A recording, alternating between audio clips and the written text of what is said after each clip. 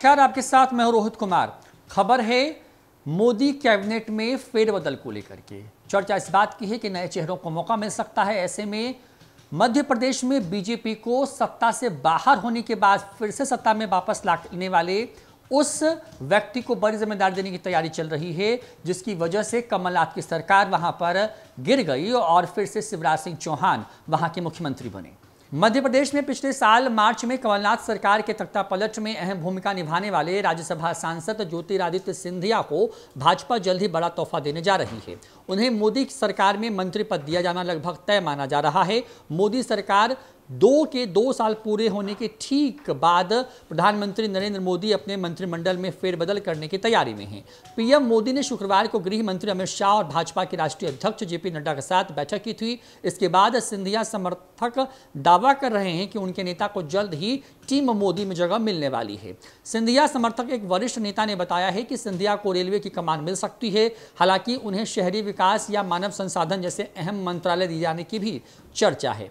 उन्हें भाजपा में शामिल हुए 15 महीने हो चुके हैं। अब भाजपा उनसे किया वादा पूरा करने जा रही है। इसके संकेत दिल्ली से लेकर के मध्य प्रदेश तक मिल रहे हैं। जानकारों का मानना है कि मोदी ज्योतिरादित्य को कैबिनेट मंत्री बनाएंगे। इसकी वजह यह है कि मनमोहन सरकार में भी उन्होंने अपने कामों के चलते एक एक्टिव मंत्री की छवि बनाई थी। इस बार वो टीम मोदी में शामिल होते हैं तो फिर वो अपना काम दिखा पाएंगे। उनकी क्षमताओं का लाभ उन्हें प्रस्तावित फेरबदल में मिलने की पूरी संभावना व्यक्त कराता है।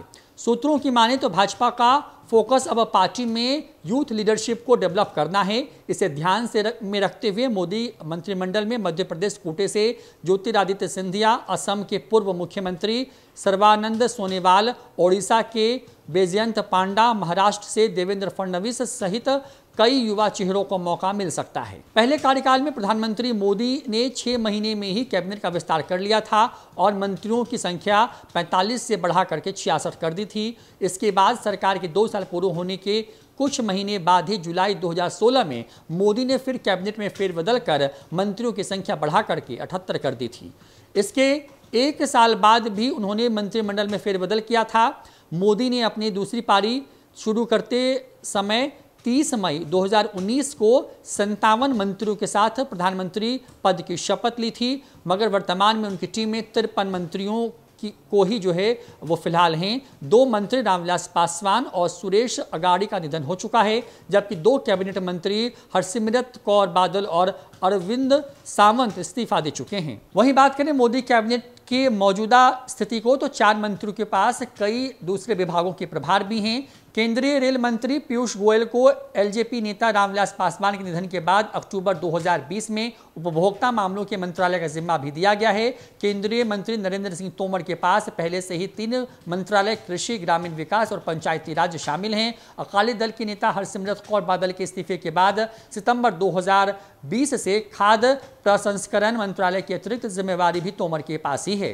केंद्रीय सूचना और प्रसारण मंत्री प्रकाश जावड़ेकर के पास पर्यावरण के अलावा नवंबर 2019 से भारी उद्योग मंत्रालय का प्रभार भी है।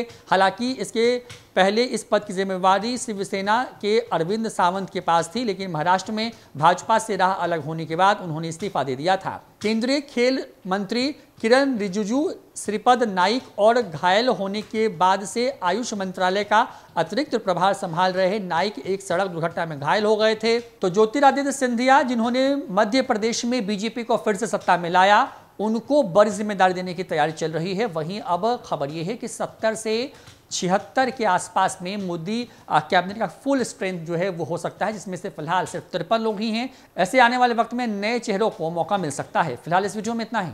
नमस्कार।